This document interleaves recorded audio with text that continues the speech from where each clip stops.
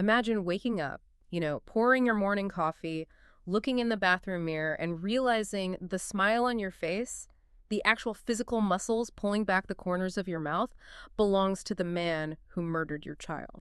It is a horrifying thought. Yeah. It really violates everything we understand about the sanctity of the self. Welcome to Off the Record. Today we are taking you into an unproduced, staggeringly dark document. A pitch that proves you can never truly wash another man's face off your soul. Right. We are examining a pitch document titled Used To. It is a comprehensive, deeply existential, and violently operatic outline for a hypothetical sequel to the 1997 action masterpiece Face Off. Yeah. And this pitch envisions the sequel being directed by the legendary Ronny Yu. It is a remarkable piece of writing. What makes it so compelling is that it completely recontextualizes the original film by isolating a fundamental flaw in its resolution. Mm-hmm. It opens with a rather profound thesis statement, which is that Face Off ended with a lie. Not a narrative lie, mind you, but a spiritual one. Yes, absolutely. The original insists that Sean Archer defeated Castor Troy, reclaimed his face, returned to his family, and restored moral order to his universe. But this pitch argues, quite convincingly I might add, that no human being survives what happened in that movie unchanged. You simply cannot. You cannot physically wear the face of the man who ruined your life, live inside his biological framework, inherit his physiological appetites, murder him while looking exactly like him, and then just go back to a suburban barbecue. Right, you don't just wash your hands. Exactly. You don't just put on a khaki apron and carve the brisket. The trauma is cellular. A true sequel, according to this pitch, must begin with the absolute understanding that Sean Archer never really came back. Precisely. And before we dive into the staggering mechanics of this pitch, we need to acknowledge the environment of our deep dive today. Our director, Ryan Thomas, has genuinely outdone himself. He really has. He has curated an incredibly complex, multi-course meal for us prior to recording. It was a remarkably rich pork belly dish, drowning in a heavy, butter-based cream sauce, which he has chosen to pair with a very specific, fiercely peaty, high-proof Islay Scotch. Yeah, it's intense. And we've been instructed to keep drinking it throughout the session. It is a bold, heavy pairing for a bold, heavy topic. It is. I am already feeling delightfully warm right now. The culinary experience was exceptional, so Ryan, thank you. Though I suspect my digestion will be working overtime tonight. Yeah, definitely. But speaking of Ryan, I am seeing him waving at us through the studio glass. He is tapping his throat. Oh, right. Right, the warm-up. As per Ryan's extremely strict, non-negotiable audio instructions, we must perform our required vocal warm-up together before we get into the heavy lifting. Are you ready? I am prepared. Let's appease our director so we can get to the blood and the mirrors. Okay, on 3. 1, 2, 3. Liam Neeson's niece, Lisa Neeson, recently leased a really nice Nissan. Liam Neeson's niece, Lisa Neeson, recently leased a really nice Nissan. Wonderful. The vocal cords are properly lubricated. So let's begin. The pitch for Used To starts 25 years after the original film, and it drops us directly into Macau. The visual language established in this opening scene is pure Ronny Yu. It is operatic, it is decadent, and it is deeply cynical. Oh, absolutely. We are at a private party atop a mirrored skyscraper casino. The document specifically describes the atmosphere as diseased wealth. Diseased wealth. There is suffocating crimson lighting. There is a live soprano performing an aria that echoes through these cavernous glass halls, and moving through the crowd of global oligarchs, arms dealers, and tech billionaires are women wearing high-fashion surgical masks. Right, which sets the tone perfectly. It is an environment built on immense wealth, immense paranoia, and an obsession with medicalized aesthetics. And into this impossibly decadent space, a wealthy financier, who the script notes is in Macau to purchase a private military contract, notices something impossible. Yeah, this part is great. He is looking across the rim of his champagne glass, and he sees several guests moving through the crowd who have the exact same face. Right. And the document specifies emphatically that these are not twins. They are identical down to the micro-expressions. The asymmetry of the jaw, the specific deadness in the eyes. It's just so eerie. The opera music halts. One of these doubles turns, looks directly at the financier, and smiles. And it is Castor Troy. It is a chilling, surreal image, and an absolute slaughter ensues. It is chaotic, vicious, unrelenting gunfire. Yeah, bodies everywhere. Bodies are crashing through these massive glass architectural walls, plunging hundreds of stories into the Macau neon below. But here is the most brilliant, terrifying part of the opening. The casino's state-of-the-art security systems completely fail. The biometrics. The biometric scanners crash Yeah. because they are identifying multiple shooters simultaneously as the exact same singular individual. I want to stop right there because this is where the pitch moves from an action movie to a philosophical nightmare. Right, exactly. Taking on Troy's face is like downloading a massive corrupted 50 terabyte file onto a computer with incredibly limited RAM. Yes. The operating system, which is Sean Archer's original morality, tries to quarantine it. It tries to throw it in the recycling bin, but the malicious code doesn't just sit there. It actively rewrites the registry in the background. It changes the hardware. It changes how the motherboard processes voltage. I mean, it's like gluing a shattered vase back together and putting water in it. Eventually, the rot leaks out. That is a perfect analogy. The original film's happy ending was a lie. You cannot download that much darkness and expect the hardware to hold. Because you listening to this right now, could you actually look at your spouse after wearing the face of the man who ruined your life? You couldn't. Mm-hmm. And we see that hardware failing on a macro level in Macau. The biometric failure isn't just a cool action set piece. It represents the total collapse of objective truth. Right. Think about how biometric scanners work. They don't just look at a picture. They hash facial geometries. They measure the exact millimeter distance between the pupils, the depth of the eye sockets, the thermal signature of the capillaries under the cheekbones. Down to the exact biological metric. Exactly. When the machine, the ultimate arbiter of empirical, undeniable reality, says these 5 distinct biological entities occupying different physical spaces in the room are all exactly the same person, it means the physical world has broken down. It's a stack overflow of reality. The system literally cannot comprehend the data, so it crashes. Exactly. By the time the authorities arrive, the penthouse is a slaughterhouse. And every surviving witness is giving completely contradictory descriptions of the attackers because their brains are trying to rationalize seeing the same man occupy 5 different points in space simultaneously. It is sociological chaos. It really is. I must say the scotch is incredibly strong. It's very heavy. It has got this heavy smoke flavor that just lingers right in the back of the throat, but it is clarifying my thoughts. Your analysis of the biometric failure is so precise because it forces you to ask if the hardware is right, and all these people are Castor Troy. How is that physically possible? Right. How does an identity duplicate itself? Exactly. How does an identity duplicate itself? Which takes us thousands of miles away to the only man who might know, Sean Archer. Yes.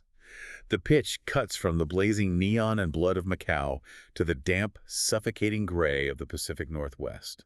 We find Sean Archer secretly living in government-supervised isolation in a coastal safe house just outside Vancouver. Yeah, he's not doing well. He isn't the triumphant hero who saved Los Angeles. He's older. He is exhausted. The document describes him as psychologically threadbare. He is surviving on a cocktail of heavy medication, a steady stream of alcohol, and an obsessively rigid routine. Which is so bleak. Very bleak. He has spent decades quietly, privately documenting deeply disturbing symptoms in himself, symptoms he has hidden from the FBI. Memory blackouts, violent impulses that spike out of nowhere, dreams from Castor Troy's childhood. Think about that. Dreaming a memory that you never lived. It's terrifying. He experiences phantom mannerisms, catching his hand, moving in a way that feels foreign. He catches himself speaking in Troy's exact phonetic cadence.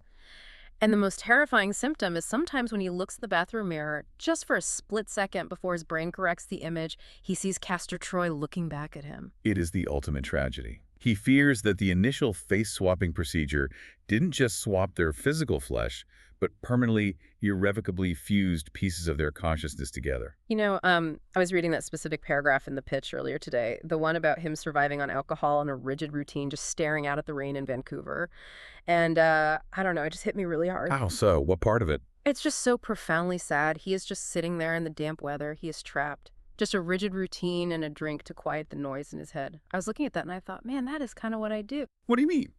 You don't live in a government safe house. No, but I mean on the weekends, my life. Yes. Just a little rigid routine. I wake up at exactly 7:30. I make the pour over coffee exactly the same way. I measure the grams of the beans. Okay, well, that's just good coffee practice. I water my fern in the living room. I sit there, I read, I look at the wall, and then 5:00 p.m. hits and I have a drink. It is comedically sad, isn't it? I mean, We build these little boxes for ourselves, Sean Archer is in a literal safe house, but we all kind of build psychological safe houses, don't we?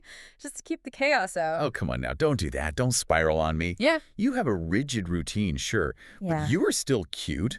Oh. You're not a psychologically threadbare FBI agent hiding from Nicolas Cage's ghost. Your fern is lovely. Thanks, I appreciate that. You're cute, too. It is just poor Sean. He is trying so hard to hold the corrupted file in quarantine. Yeah, he is. Anyway, the killings don't stay contained to Macau. This is where the pitch massively expands its scope.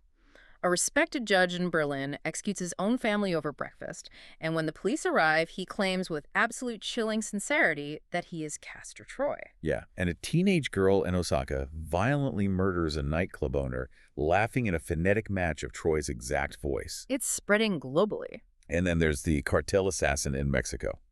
This part is insane. He gets ambushed, takes 27 gunshots, and instead of going into shock, he just keeps repeatedly screaming Sean Archer's name at the top of his lungs. Which makes no sense. Right, even though he has absolutely no connection to Archer.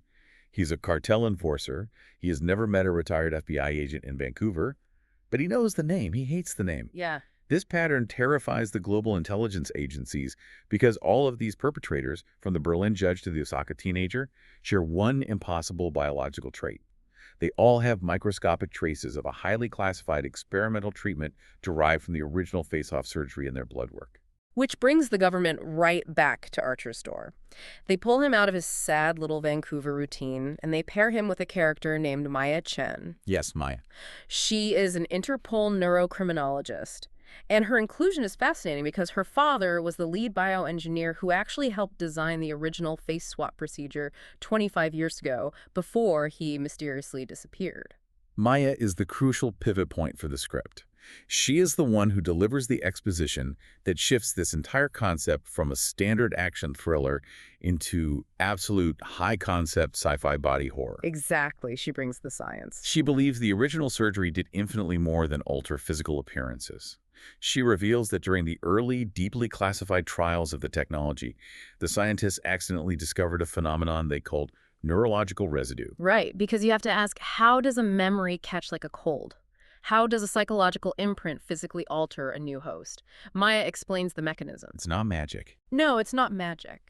When you immerse yourself that intensely into another identity, when you graft their biological material onto your own skull and pump your system full of the anti-rejection neurosuppressants they used, it leaves emotional impressions on the hippocampus. Behavior contamination. Exactly. It is behavioral contamination. The brain's mirror neurons misfire and begin a process of instinctive mimicry that eventually overwrites the host's original neural pathways. But most of the early test subjects in the 90s died from massive immunological rejection before the psychological symptoms could fully develop. Right, it couldn't handle it. Sean Archer and Castor Troy were the only ones who possessed the unique physiological fortitude to survive long enough for this contamination to metastasize. The identities leave a residue. It is epigenetic trauma transfer. Yeah. And honestly, Yeah. that cartel assassin in Mexico, what a shithead. Wait, what? The cartel guy, surviving 27 bullets just to scream a retired cop's name. Yeah. That guy's a total shithead. I mean, he was infected. Take your 27 bullets and die quietly. Don't be a dramatic shithead about it. You know what else is terrible? This heartburn I am getting right now. Are you okay? You are drinking the scotch pretty fast. I am fine. I am perfectly fine. But Ryan Thomas, our beloved director, sitting safely behind his little glass wall, gave us the richest, most butter-laden, decadent, oppressive pork belly imaginable before sitting us down with this incredibly heavy, oily liquor. It was very heavy. Feels like there's a small, localized chemical fire in the center of my chest. Ryan, if you are listening to this in the booth, your culinary pacing is aggressive and hostile. It was a very heavy cream sauce. We probably shouldn't have eaten the whole thing. But wait. What? Oh, God, before I forget. The mandate. I have to do the thing. Listen to me. You, the person listening to this deep dive right now, you need to pull out your phone, go to YouTube, and search for Ham OTR. Oh, right, the plug. That is HAM-OTR. It is the official canonical channel for Off the Record. You need to like and subscribe. Seriously, smash the like button. Engage with the content. We need the metrics. Ryan says if we don't get the metrics, the algorithm buries us. Please, I implore you, Ham OTR, like and subscribe so I can keep watering my fern. Wow. Very smooth transition there. Highly professional broadcasting. I'm sure the listener feels deeply compelled. I remembered. I almost Forgot the plug, but I remembered. Okay, focus. Where were we? The global victims. Right. So if the hardware is crashing in Macau and the biological software is corrupting people in Berlin and Osaka, the question is who is distributing the virus? Yes, they have to find the source. Sean and Maya start investigating these disparate global incidents, analyzing the blood work, tracing the money, and it leads them to the organized perpetrators behind it all. Yes. They uncover a hidden transnational network operating in the absolute darkest corners of the dark web. They are known as the Choir. The Choir. And this is where the pitch leans into some vicious, biting social commentary. The Choir is made up of the ultra-wealthy. Bored tech billionaires, stateless mercenaries, cultists, radical political extremists, and they are utterly obsessed with escaping fixed identity. They want to be someone else. They don't just swap faces out of necessity like Archer and Troy did. They exchange lives recreationally. It is the ultimate commodification of the human soul. They swap marriages, they swap crimes, they swap nationalities, genders, entire personal histories. It is wild. Entire personalities have become luxury commodities for the elite. Think about that for a second. You listening to this. If you could afford it, if money was absolutely no object and you were bored with your own existence, would you rent someone else's history for a weekend? Most people would say no. But just to see what it felt like to have a different past, to have different traumas. It's sick. It is a profound sickness. And at the center of this choir is a mysterious godlike figure known only as Lazarus. Lazarus. Nobody knows who Lazarus actually is or what his original face looked like because he's constantly changing identities. He swaps faces like we change shirts. The intelligence agencies are completely baffled. Some think Lazarus is actually a syndicate of multiple people sharing a single identity to avoid prosecution. Others, like Maya, harbor the dark suspicion that Lazarus might be her missing father, driven completely insane by the implications of his own technology. The visuals Ronny Yu proposes for these underground sequences they are incredible. Archer and Maya infiltrate one of the choir's underground surgical temples in Eastern Europe. Oh man, those temples. And the pitch describes it vividly. There are unconscious, incredibly wealthy clients hanging suspended from chrome restraints, while artificial flesh cures onto their skulls under harsh ultraviolet light. Which, by the way, the script explains the pseudoscience of, and it is horrifying. Oh yeah, the enzymes. The artificial tissue is soaked in a photoreactive enzyme. When the UV light hits it, the cellular structure rapidly cross-links, forcefully binding the synthetic polymer proteins to the host's facial musculature in a matter of hours instead of weeks. Yes, it's Yeah. brutal. And in these temples, there are massive climate-controlled rooms filled with discarded faces, real human faces, just floating in glowing preservative tanks like religious relics. I was thinking about this. It is like wealthy people hoarding rare, priceless art in those tax-free private free ports in Geneva. Just locking them away. Exactly. They just lock away a Picasso where nobody can see it. But this is so much more grotesque. They are hoarding human beings. They're hoarding identities. Because they're absolute cunts. Whoa! I'm sorry, but they are. I'm losing my academic objectivity here, but these wealthy elites of the choir, buying people's lives, buying a suburban marriage for a weekend just to feel something, they are cunts. I mean, it is very extreme. It makes me furiously angry just thinking about the entitlement, treating a human soul like a timeshare in Cabo. It is intensely exploitative. It's treating humanity as a consumable resource. And the action sequences in the pitch perfectly reflect that underlying The action is nuts. The document explicitly says that used cinema thrives on emotional instability. So instead of clean, heroic, John Wick-style shootouts, you get absolute sensory overload. There is a vicious shootout inside a subterranean nightclub during a live facial projection performance. The digital overlays. Yes. The nightclub is pumping this aggressive industrial music, and they have these high-powered lasers continuously replacing everyone's appearance in real time. So while Archer is shooting at the mercenaries, the lasers are painting different faces onto their skulls. He doesn't know who he's shooting. He doesn't know who he's shooting. The audience doesn't know who is dying. You know who probably buys faces? Ooh. I don't know. I thought you were going to say something. Ryan Thomas. Oh, God. Ryan Thomas probably buys faces on the dark web. I bet Ryan buys faces and keeps them in a little climate-controlled humidor next to his expensive, pretentious wand collection. Okay, let's maybe not need... I hate him. He is such a fuck. Yeah. He sits up there in that comfortable little director's booth and controls our biological reality with heavy cream sauces and high-proof scotch. He is a fuck. You really need to lower your voice. The microphone is peaking. But we have to talk about the bullet train. Although, honestly, could I be honest with you? I mean, yes. If Ryan Thomas wanted to buy my face, I think I'd let him. What? I'm not going to lie to you. He has terrible pacing with the food. The pork belly was a violent choice, but I kind of want to sit on his lap. He is very commanding when he points at the levels on the mixing board. Have you noticed his posture? Wait, what was I saying? My head is spinning a little bit. His posture is very good. Oh, right. The bullet train. We have to talk about the bullet train. Yeah. Because there is a knife fight inside a moving bullet train. Yes. Yep. And the train enters a tunnel, so it is pitch black. But the emergency lights are malfunctioning, and they are tied to the train's internal security system. So the lights are cycling through a database of stolen biometric identities, flashing these different holographic faces onto the combatants for a fraction of a second while they stab each other in the dark. It is brilliant. It is, I'm sorry, I'm getting a little choked up just visualizing it. Are you crying? Are you actually crying over a theoretical knife fight? It is just so beautiful. And it is so tragic. It is the most beautiful, tragic concept ever written for an action movie. Okay, right. Do you understand what Yu is doing? They are slashing at each other in the dark, bleeding out, and every time the emergency light flashes, you are looking at a completely different stolen life. It is poetry. Yeah. It is violent, desperate poetry about the flickering impermanence of the self. Okay. It is very poetic. Have some water. Drink some of the water next to the scotch. I feel it so much. It is a stunning visual metaphor for the death of the individual. And it gets worse for Sean because immediately after that, he is hunted through an abandoned, flooded hospital by a squad of choir assassins. But the assassins are wearing partial, imperfectly cloned versions of his own face. Imagine that. Just imagine that. Imagine running down a dark hallway from 5 guys who all have your exact nose, your exact jawline, your exact brow ridge, but the rest of their face is someone else. It is a waking nightmare. Yeah. It is the uncanny valley weaponized against your own ego. But the real horror... Wait, did I already say that part? Was I saying? We were talking about the hospital. Or the train. We were talking about Lazarus. You were weeping over the flickering lights on the bullet train. You were doing great. Right. Lazarus, thank you. The scotch Nice. is very peaty. Okay. So midway through the film, after the hospital sequence, Lazarus finally bypasses all of Archer's encrypted comms and contacts Sean directly. Yes. And he reveals the massive paradigm-shifting twist of the whole pitch. Castor Troy was psychologically copied before his death in the 90s. Yes.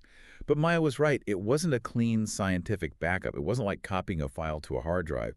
It was more like an infection. Right. Fragments of Castor's deeply sociopathic neurological profile were inadvertently preserved in the residual biodata during those original experimental surgeries. Yeah. And those fragments were stolen, isolated, and illegally replicated for years by the scientists who eventually formed the choir. So every unstable killer emerging around the world, like the shithead in Mexico or the judge in Berlin or the girl in Osaka, they aren't just copying him. They carry literal, biological, partial imprints of Castor Troy's psyche. Yeah, they're him. Some of them inherit his unhinged aggression. Others get his hypersexuality, his profound narcissism, his theatricality, or his intricate sadism.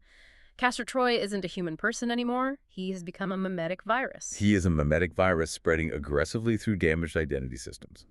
It is a brilliant evolution of the core concept.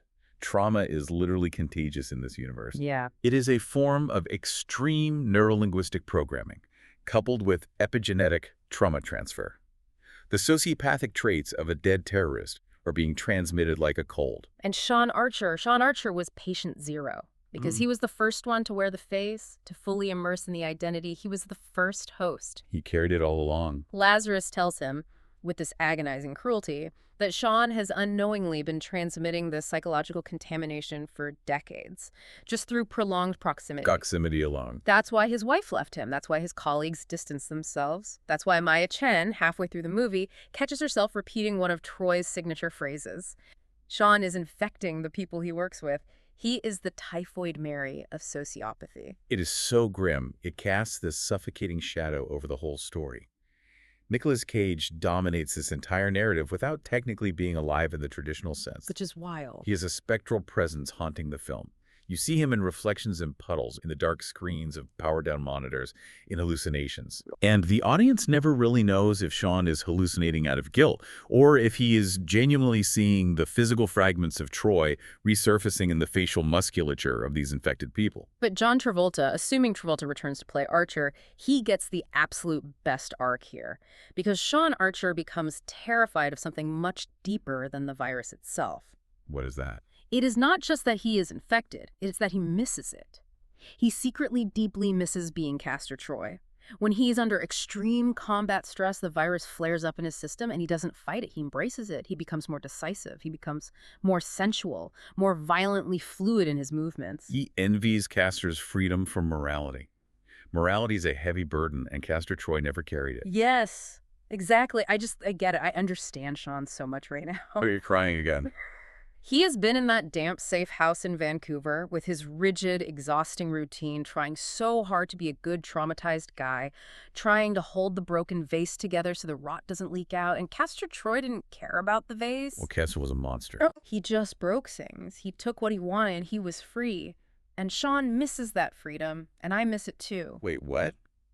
You miss being an international terrorist. I miss being free. I am in this shell. I do the deep dive. I water the fern. I measure the coffee beans. Okay, let's take a breath. I drink my little 5 p.m. scotch because I am told to. I can't break out of my shell. I am just Sean Archer being sad in Vancouver. I want to be free from the fern. Oh, honey. Hi. Listen to me. Look at me across this table. You have a beautiful shell. You don't need to be a sociopath to be free. You have so much to offer the world. Your pour-over coffee sounds delightful. You really think so? You're not just saying that because of the Isley Sky. I do. I truly do. You are very sensitive. It is a good quality. Castor Troy was a massive cock. Literally just a walking, breathing cock of a human being. Yeah, he was. A narcissistic void. You don't want to be that. The shit he did, ruining innocent people's lives, putting bombs in convention centers, that shit is unforgivable. And I mean shit as a noun. The actual physical substance of his actions. Yeah. Total shit. You are so much better than him. Thank you. You are very sweet when you are angry. I just feel so deeply connected to this script right now. It speaks to the human condition. I know you do. Yeah. You are doing great. Drink some more water. We're uncovering some incredible philosophical insights here tonight. Yeah. I genuinely believe with my whole heart that this is the best, most profound deep dive we have ever recorded. It really is. We are operating on a higher intellectual frequency. We really are. We are piercing the veil. Right. Okay, I am going to do a professional reset here. We need structure. Structure is important. Structure. Yes. Yeah. And so, as we examine the mechanisms of the mimetic virus, wait, hold on. I just thought of something incredible. What is it? Nick Cage living in a mirror. What? Think about it practically. He is just trapped in the silver backing of the glass. Whenever Sean Archer brushes his teeth, Nick Cage is just standing there behind the glass, judging his dental technique. Oh my. Not enough fluoride, Sean. You're neglecting the molar, Sean. Yeah. It is hilarious. He is just a little mirror ghost. That is so stupid, but it is so good. Floss better, Sean. Okay. We are losing the thread. Focus. The climax. We need to get to Hong Kong. The script demands resolution. Hong Kong. Right. I'm focusing. Good. The climax of Use 2 takes place inside an unfinished, massively scaled smart city prototype on the outskirts of Hong Kong. Lazarus has lured Sean there because he is planning to launch a global biometric identity grid. A global grid. It is a satellite network tied to this experimental neural mapping technology he developed from Maya's father's research. His goal isn't just chaos or money.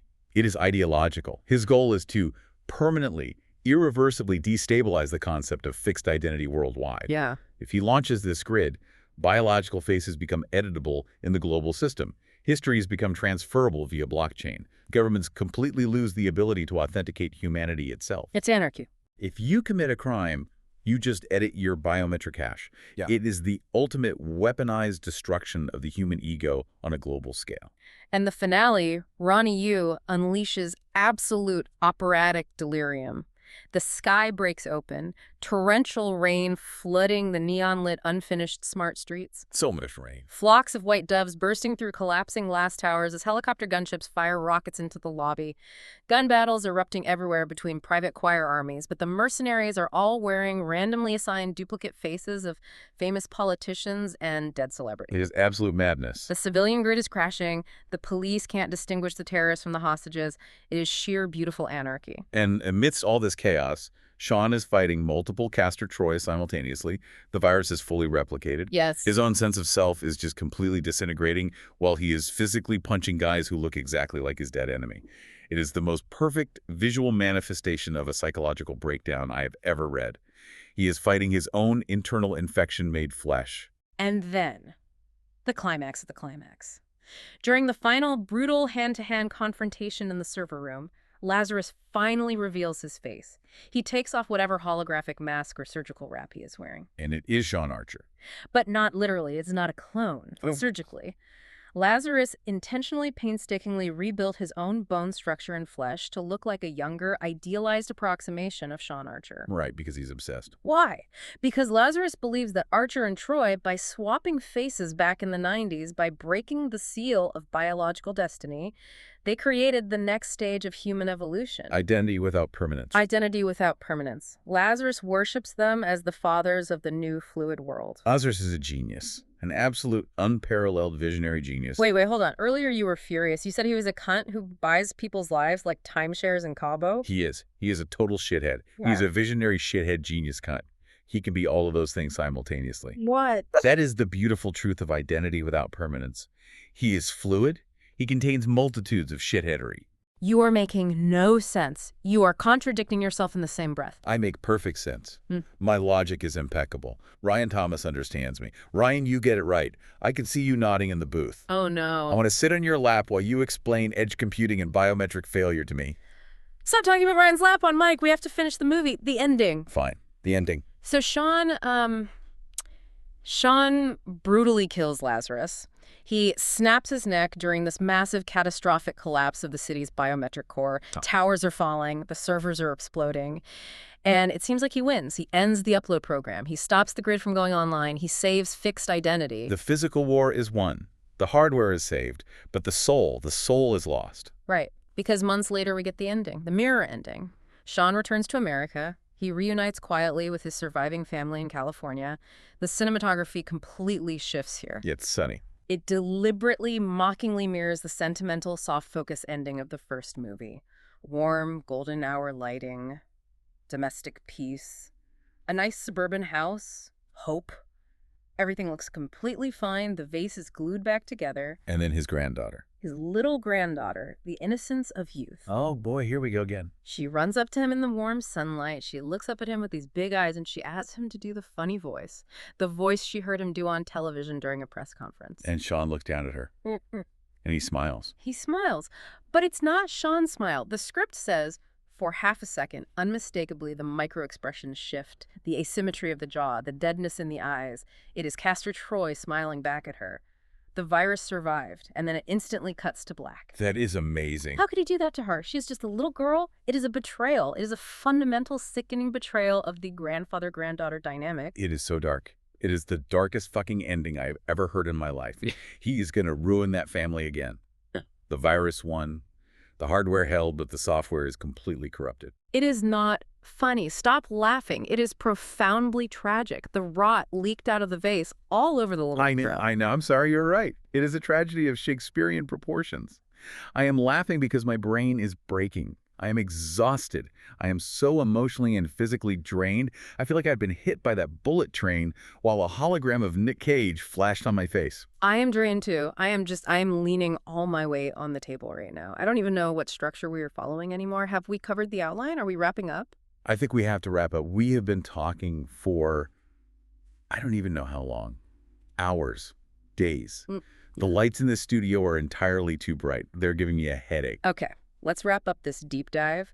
We went to Macau, we saw the mirrors crash, we went to Vancouver and watered the fern, we met a Mexican shithead who screamed at the sky, we fought on a train in the dark. We learned that Nicolas Cage is a communicable disease.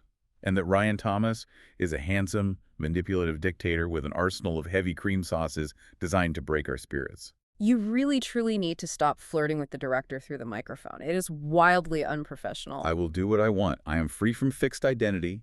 I am a mimetic virus of love and hostility. Okay, you are definitely drunk. I am drunk too, I can admit it.